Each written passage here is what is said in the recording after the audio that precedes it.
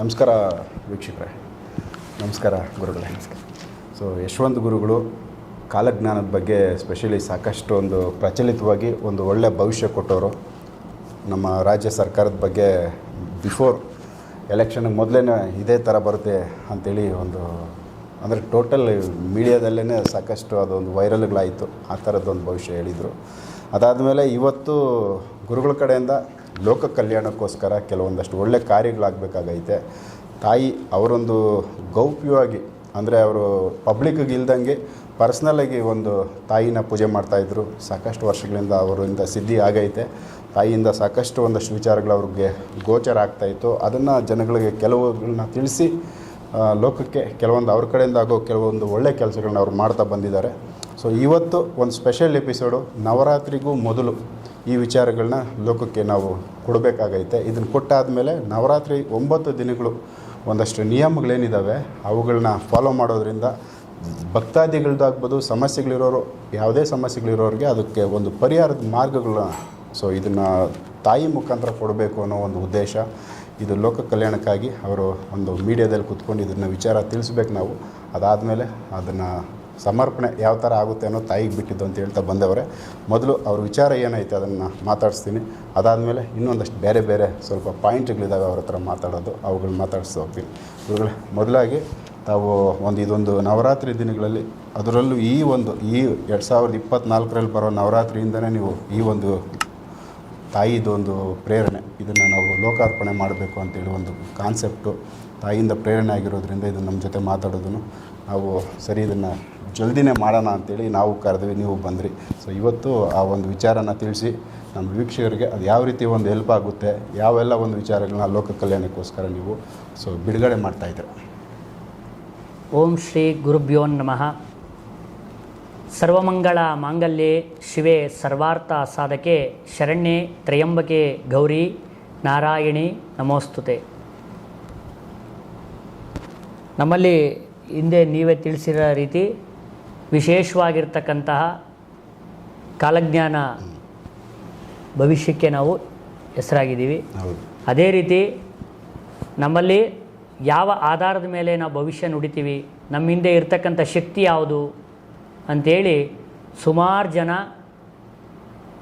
ತಿಳ್ಕೋಬೇಕು ಅಂಥೇಳಿ ಕಾತುರದಿಂದ ಕಾಯ್ತಾಯಿದ್ರು. ಅದರಲ್ಲಿ ನೀವು ಒಬ್ಬರು. ಅದೇ ರೀತಿ ನಮ್ಮ ಹಿಂದೆ ಇರ್ತಕ್ಕಂಥ ಶಕ್ತಿ ಆದರೂ ಯಾವುದು ಅಂತ ಕೇಳಿದ್ರೆ,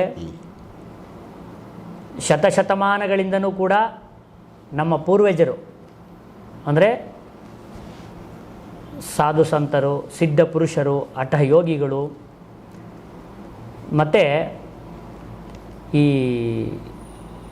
18 ಜನ ರಸ ಸಿದ್ಧರು ಆರಾಧನೆಯನ್ನು ಮಾಡಿದಂತಹ ಮಹಾದೇವಿ ಶ್ರೀ ಭಗವತಿ ಭಗಮಾಲಿನಿ ಅಂತ ಹೇಳಿ ವಿಶೇಷವಾಗಿರ್ತಕ್ಕಂಥ ಒಂದು ದೈವ ಶಕ್ತಿ ನಮ್ಮಲ್ಲಿ ಸುಮಾರು ವರ್ಷಗಳಿಂದನೂ ಕೂಡ ಇದೆ. ಆ ತಾಯಿಯ ವಿಶೇಷತೆ ಏನಪ್ಪ ಅಂತಂದರೆ, ಮೊದಲನೇದಾಗಿ ಅವಳ ದರ್ಶನವನ್ನು ಮಾಡಬೇಕು ಅಂತಂದರೆ ಪ್ರತಿದಿನ ಆ ತಾಯಿಯನ್ನು ದರ್ಶನವನ್ನು ಮಾಡಲಿಕ್ಕೆ ಸಾಧ್ಯ ಇಲ್ಲ. ಹೌದು. ಆದರೆ ಪ್ರತಿದಿನ ಅವರ ಸಂಕಲ್ಪವನ್ನು ತಾಯಿಗೆ ಅರ್ಪಿಸ್ತಕ್ಕಂಥ ಅವಕಾಶ ಸುಮಾರು ವರ್ಷಗಳಿಂದಲೂ ಕೂಡ ಇದೆ. ಈ ತಾಯಿನ ನೀವೇನಾದರೂ ಕೂಡ ದರ್ಶನ ಮಾಡಬೇಕು ಅಂತಂದರೆ ನವರಾತ್ರಿಯ ಸಂದರ್ಭದಲ್ಲಿ ಮಾತ್ರ ಆ ತಾಯಿಯನ್ನು ದರ್ಶನವನ್ನು ಮಾಡಲಿಕ್ಕೆ ಸಾಧ್ಯ ಆಗ್ತದೆ. ಮಧ್ಯದಲ್ಲಿ ಯಾವುದೇ ಕಾರಣಕ್ಕೂ ಆ ತಾಯಿ ದರ್ಶನ ಮಾಡಲಿಕ್ಕೆ ಸಾಧ್ಯ ಆಗೋದಿಲ್ಲ. ಮೊದಲನೇ ವಿಶೇಷ ಅದು. ಸೊ ಇದೇ ನನಗೆ, ಯಾಕಂದರೆ ಈಗ ಕೆಲವರೆಲ್ಲರೂ ಒಂದು ದೇವಸ್ಥಾನಗಳನ್ನ ಕಟ್ಟೋದು ಇಲ್ಲ ಇನ್ನೇನಾದರೂ ಪಬ್ಲಿಕ್ಕಿಗೆ ಯಾವ ಸಮಯದಲ್ಲಿ ಬೇಕೋ ಬರೋದಕ್ಕೆ ಅವಕಾಶ ಇರುತ್ತೆ ಅನ್ನೋ ಥರ ನಮ್ಮಲ್ಲಿ ಸಾಕಷ್ಟು ದೇವಸ್ಥಾನಗಳು ನಾವು ನೋಡ್ತೀವಿ. ಸೊ ಇದೊಂದು ನನಗೆ ತುಂಬ ಇಂಟ್ರೆಸ್ಟ್ ಆಗಿದೆ. ನೀವು ನಮ್ಮ ಜೊತೆ ಮಾತಾಡಿದ್ರಿ, ಈ ಥರ ಒಂದು ತಾಯಿ ಒಂದು ಪ್ರೇರಣೆ ಕೊಟ್ಟೈತೆ ಅಂತೇಳಿ. ಸೊ ಈ ಒಂದು ವಿಚಾರನ ತುಂಬಾ ನನಗೂ ಇಂಟ್ರೆಸ್ಟ್ ಆಯಿತು. ಮತ್ತು ನೀವು ಹೇಳಿದ್ರಿ ಇದಕ್ಕೆ ಯಾವ ಜಾತಿ ಯಾವ ಇದು ಏನೂ ಇಲ್ಲ, ಡೈರೆಕ್ಟ್ ಎಲ್ಲರೂ ಹೋಗ್ಬೋದು. ತಾಯಿನ ಡೈರೆಕ್ಟಾಗಿ ತಾಯಿನ ಸ್ಪರ್ಶ ಮಾಡಿ ತಾಯಿದೊಂದು ಚೌಕಟ್ಟು ಅವ್ರಿಗೆ ಆದ ಒಂದು, ಅದನ್ನು ನಾವು ಬಾಕ್ಸ್ ಅಂತ ಕರಿಬೋದು, ಬಟ್ ಬಾಕ್ಸ್ ಅಲ್ಲ, ಅದೊಂದು ಪವರ್ಫುಲ್, ಅದರಲ್ಲಿ ಏನೋ ಒಂದು ದೊಡ್ಡದೊಂದು ಶಕ್ತಿ, ಅಗಾಧವಾದ ಶಕ್ತಿ ಅದರಲ್ಲಿ ಐತೆ. ಅದನ್ನು ನೀವು ಸಾಕಷ್ಟು ವರ್ಷಗಳಿಂದ ಗೌಪ್ಯವಾಗಿ ಇಟ್ಟಿದ್ರಿ. ಪರ್ಸ್ನಲ್ಲಾಗಿ ನಿಮ್ಮ ಹತ್ರ ಬಂದವರು ಆತ್ಮೀಯರಿಗೆ ಮಾತ್ರ ಅದನ್ನು ಮುಟ್ಟೋ ಒಂದು ಅವಕಾಶ ಕೊಟ್ಟಿದ್ರಿ. ಈ ಸರಿ ಇದನ್ನು ನಾನು ಈ ನವರಾತ್ರಿಗಳಿಂದ ಎಲ್ಲರಿಗೂ ಕೊಡಬೇಕು, ಇದರಲ್ಲಿ ಯಾವುದೋ ಒಂದು ಭೇದ ಭಾವ ಇಲ್ದರ ಹಿಂದೂ ಮುಸ್ಲಿಂ ಎಲ್ಲರೂ ಬಂದು ಅದನ್ನು ತಾಯಿನ ಒಂದು ಪ್ರೇರಣೆ ಪಡ್ಕೊಂಡು ಸಂಕಲ್ಪ ಅಲ್ಲಿ ಇಟ್ಟೋದ್ಮೇಲೆ ಬರೋ ನವರಾತ್ರಿಗಳ ಒಳಗಡೆ ಆ ಸಂಕಲ್ಪ ಅದು ಎಷ್ಟೇ ಕಠಿಣವಾಗಿದ್ರೂ ಅದು ನೆರವೇರುತ್ತೆ ಅನ್ನೋ ಒಂದು ಭರವಸೆ. ಸೊ ಇದ್ರ ಬಗ್ಗೆ ಒಂದಷ್ಟು ಇನ್ನೂ ಕುತೂಹಲ ಐತೆ ನನಗೆ, ಇದ್ರ ಬಗ್ಗೆ ನೀಟಾಗಿ ತಿಳಿಸಿ ಗುರುಗಳೇ.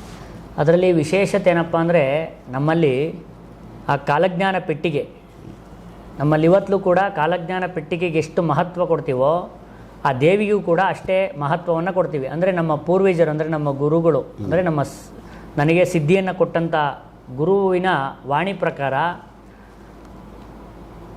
ಏನು ಗುರುವಿನ ಆಜ್ಞೆಯಂತೆ ಅವರು ಮರಣದ ನಂತರ ಕಾಲಜ್ಞಾನವನ್ನು ತೆಗೆದು ನೀನು ಭವಿಷ್ಯ ನುಡಿಬೇಕು ಅಂತ ಏನು ಒಂದು ಗುರುವಿನ ವಾಣಿಯಾಗಿತ್ತು, ಅದೇ ಪ್ರಕಾರ ಕಲಿಯುಗದ 2ನೇ ಪಾದದ ನಂತರ ಈ ತಾಯಿಯನ್ನು ಲೋಕ ಕಲ್ಯಾಣಾರ್ಥವಾಗಿ ಪ್ರಪಂಚಕ್ಕೆ ನೀನು ತೋರಿಸ್ಬೇಕು ಅಂತೇಳಿ ಆ ಗುರುವಿನ ಆಜ್ಞೆ ಆಗಿತ್ತು. ಅದೇ ಪ್ರಕಾರ ಕಲಿಯುಗದ 2ನೇ ಪಾದ ಮುಗಿದಾಗಿದೆ. ಅದನ್ನು ನಾವು ಲೋಕ ಕಲ್ಯಾಣಾರ್ಥವಾಗಿ ನಾವು ಇಷ್ಟು ದಿನ ಏನಪ್ಪ ಅಂದರೆ, ನಮ್ಮಲ್ಲಿ ಬರ್ತಕ್ಕಂಥ ದೊಡ್ಡ ದೊಡ್ಡ ರಾಜಕಾರಣಿಗಳು ಮತ್ತು ನಮ್ಮಲ್ಲಿ ಬರ್ತಕ್ಕಂಥ ವಿಶೇಷ ಭಕ್ತರು ಅವರಿಗೆ ಮಾತ್ರ ಒಂದು ಸಂಕಲ್ಪವನ್ನು ಇಟ್ಟು ಜಾತಿ ಭೇದ ಇಲ್ಲದಲೆ ನಮ್ಮಲ್ಲಿ ಹಿಂದೂ ಮುಸ್ಲಿಮ್ಸ್ ಕ್ರೈಸ್ತ ಎಲ್ಲ ಧರ್ಮದ ಜನ ಎಲ್ಲರೂ ಕೂಡ ಬಂದು ಆ ತಾಯಿಯಲ್ಲಿ ಸಂಕಲ್ಪ ಇಟ್ಟು ಅವಳಿಂದ ಆಶೀರ್ವಾದ ಪಡ್ಕೊಂಡಿರ್ತಕ್ಕಂಥವರು ಸಾವಿರಾರು ಜನ ಇವತ್ತು ಕೂಡ ಇದ್ದಾರೆ. ಅದರಲ್ಲಿ ರಾಜಕಾರಣಿಗಳಾಗಿರ್ಬೋದು, ಜನಸಾಮಾನ್ಯರಾಗಿರ್ಬೋದು. ಅಂದರೆ ಬೆರಳೆಣಿಕೆ ಜನಕ್ಕೆ ಮಾತ್ರ ನಾವು ಆ ಪೆಟ್ಟಿಗೆಯನ್ನು ಸ್ಪರ್ಶ ಮಾಡಲಿಕ್ಕೆ ಮತ್ತು ದರ್ಶನ ಮಾಡಲಿಕ್ಕೆ ಅವಕಾಶವನ್ನು ಕೊಡ್ತಿದ್ವಿ. ಅದರಲ್ಲೂ ವಿಶೇಷತೆ ಏನಪ್ಪ ಅಂದರೆ, ನಮ್ಮ ಗ್ರಾಮದಲ್ಲಿ 14 ವರ್ಷಗಳಿಂದನೂ ಕೂಡ ಗ್ರಾಮದವ್ರಿಗೆ ಮಾತ್ರ ಅವಕಾಶವನ್ನು ಕೊಡ್ತಾಯಿದ್ವಿ.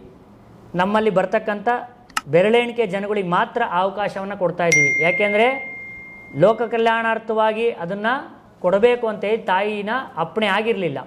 ಅದು ಈ ವರ್ಷ ಅಪ್ಪಣೆ ಆಗಿದೆ.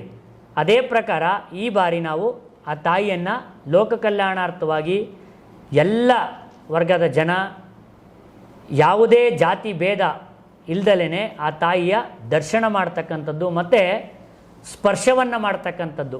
ನಮ್ಮಲ್ಲಿ ವಿಶೇಷತೆ ಏನಪ್ಪ ಅಂತಂದರೆ, ನಮ್ಮಲ್ಲೊಂದು ಕಾಲಜ್ಞಾನ ಮತ್ತು ಅಮ್ಮನವರ ಒಂದು ಪೆಟ್ಟಿಗೆ ಇದೆ. ನಮ್ಮಲ್ಲಿ ಯಾರು ಭವಿಷ್ಯವನ್ನು ಕೇಳಲಿಕ್ಕೆ ಬರ್ತಾರೆ ಅಂಥೇಳಿ ಆ ತಾಯಿ ನಮಗೆ ಮೊದಲನೇ ತಿಳಿಸ್ತಾಳೆ. ಅಂದರೆ ನಾವು ಕಾಲಜ್ಞಾನವನ್ನು ಹೇಳಬೇಕು ಅಂದರೆ ಪ್ರತಿದಿನ ಮೊದಲಿಗೆ ಆ ತಾಯಿಯನ್ನು ಆರಾಧನೆ ಮಾಡಿ ಬಂದು ನಾವು ಕೂರಬೇಕು. ಅಲ್ಲಿ ತಾಯಿ ಆರಾಧನೆ ಮಾಡ್ತಕ್ಕಂಥ ಸಂದರ್ಭದಲ್ಲೇ ಆ ತಾಯಿ ನಾಳೆ ಯಾರು ಬರ್ತಾರೆ,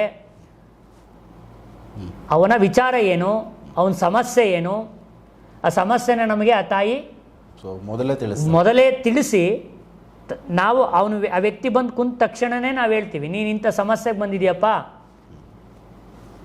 ಅಂದರೆ ಅದು ತಾಯಿಯಿಂದ ತಿಳುವಳಿಕೆ ಆಯಿತು. ಅಂದರೆ ದೈವ ಪ್ರೇರಣೆ ಅದು. ಅಂದರೆ ತಾಯಿ ನಾವಲ್ಲಿ ಆರಾಧನೆ ಮಾಡಬೇಕು, ಆರಾಧನೆ ಮಾಡಿದ್ಮೇಲೆ ಕಾಲಜ್ಞಾನ ತೆಗಿತಿದ್ದಂಗೆ ಅವನ ಸಮಸ್ಯೆ ಏನು ಅಂತಂದರೆ, ಕರ್ನಾಟಕ ರಾಜ್ಯದಲ್ಲಿ, ಬೇರೆ ರಾಜ್ಯದ ಗೊತ್ತಿಲ್ಲ ನನಗೆ, ಆದರೆ ಕರ್ನಾಟಕ ರಾಜ್ಯದಲ್ಲಿ ಯಾರಾದರೂ ಕೂಡ ಲಲಾಟ ರೇಖೆ ಮುಖಾಂತರ, ಅಂದರೆ ಬ್ರಹ್ಮ ಬರೆದಿರ್ತಕ್ಕಂತಹ ಹಣೆಬರವನ್ನು ನೋಡಿ ಹೇಳ್ತಕ್ಕಂಥವ್ರು ಯಾರಾದರೂ ಇದ್ದರೆ ಅದು ನಾವು. ಮತ್ತು ನಮ್ಮಲ್ಲಿರ್ತಕ್ಕಂಥ ಕಾಲಜ್ಞಾನ ಅಂದರೆ ಲಲಾಟ ರೇಖೆ ಮುಖಾಂತರ ಹಣೆಬರಹವನ್ನು ನೋಡಿ ಹೇಳ್ತಕ್ಕಂಥ ಭವಿಷ್ಯ. ಸೊ ಇದ್ರ ಬಗ್ಗೆ ನಾವು ಮುಂದಿನ ವಿಡಿಯೋದಲ್ಲಿ ಸಂಪೂರ್ಣವಾಗಿ ಇದೆ, ಯಾಕಂದರೆ ತುಂಬ ಇಂಟ್ರೆಸ್ಟ್ ಐತೆ. ಇನ್ನೂ ನೀಟಾಗಿ ಇದ್ರ ಬಗ್ಗೆ ಮುಂದಿನ ಎಪಿಸೋಡಲ್ಲಿ ಕಂಪ್ಲೀಟಾಗಿ ಮಾತಾಡೋಣ. ಸೊ ವೀಕ್ಷಕರೇ, ಇದು ತಾಯಿದೊಂದು ಚಿಕ್ಕ ಪರಿಚಯ. ಸೊ ಅವ್ರು ಯಾರು, ಯಾಕಂದರೆ ಯಶವಂತ ಗುರುಗಳು ಹೆಸರು ಅವರದ್ದು ಪರಿಚಯ ಐತೆ. ಅವ್ರ ಹಿಂದೆ ಒಬ್ಬ ದೈತ್ಯ ಶಕ್ತಿ ತಾಯಿ, ಅವ್ರ ಹಿಂದೆ ಒಂದು ಪ್ರೇರಣೆ ಪ್ರತಿಯೊಂದು ಕೆಲಸದಲ್ಲೂ ಕೂಡ. ಸೊ ಅವ್ರಿಗೆ ಈ ಥರದ್ದೊಂದು ಸೂಚನೆಗಳನ್ನ ಗೋಚರ ಕೊಡ್ತಾ ಇತ್ತು. ಸೊ ಅದು ಯಾವ ತಾಯಿ ಏನು ಅನ್ನೋದು ವಿಚಾರನೇ ಈ ಒಂದು ನವರಾತ್ರಿಗಳಲ್ಲಿ ಅದನ್ನು ನಾವು ಸಮಾಜಕ್ಕೆ, ಲೋಕ ಕಲ್ಯಾಣಕ್ಕೆ ಕೊಡಬೇಕು ಅನ್ನೋ ಸಂಕಲ್ಪ ಅದು ತಾಯಿಯಿಂದ ಆಗಿರೋ ಪ್ರೇರಣೆ. ಹಾಗಾಗಿ ಈ ಒಂದಷ್ಟು ವಿಡಿಯೋಗಳು ಮತ್ತು ಈ ಬರೋ ನವರಾತ್ರಿಗಳಲ್ಲಿ ಯಾವ ರೀತಿ ಒಂದು ಪೂಜೆಗಳಿರುತ್ತೆ ಮತ್ತು ಅಲ್ಲೂ ಕೂಡ ಅವಕಾಶ ಇದೆ. ಯಾಕಂದರೆ ಈ ನವರಾತ್ರಿಗಳಲ್ಲಿ ಮಾತ್ರ ತಾಯಿನ ಜನ ನೋಡೋದಕ್ಕೆ ಅವಕಾಶ. ಅವ್ರು ಏನೇ ಬಂದು ಸಂಕಲ್ಪ ಇಟ್ಟು ಹೋಗಿದ್ರು ಅದು ಆ ತಾಯಿ ಒಂದು ಪ್ರೇರಣೆಯಿಂದ ಅದು ಸಂಪೂರ್ಣವಾಗಿ ಫಲ ಸಿಗಲೇಬೇಕು, ಸಿಗುತ್ತೆ. ಸೊ ಈ ವಿಚಾರಗಳನ್ನ ತಿಳಿಸೋ ಒಂದು ಪ್ರಯತ್ನದಲ್ಲಿ ಈ ವಿಡಿಯೋಗಳನ್ನ ನಾನು ಮಾಡ್ತಾಯಿದ್ದೀನಿ. ನೆಕ್ಸ್ಟ್ ವಿಡಿಯೋಗಳಲ್ಲಿ ಹಣೆ ಬರಹ, ಬ್ರಹ್ಮದು ಹಣೆ ಬರಹ ಅಂತ ಹೇಳಿದ್ರು ಗುರುಗಳು. ಸೊ ಆ ವಿಚಾರನ ಮಾತಾಡ್ತೀವಿ. ಸೊ ಎಪಿಸೋಡ್ ನೋಡ್ತಾ ಹೋಗಿ. ನಮಸ್ಕಾರ.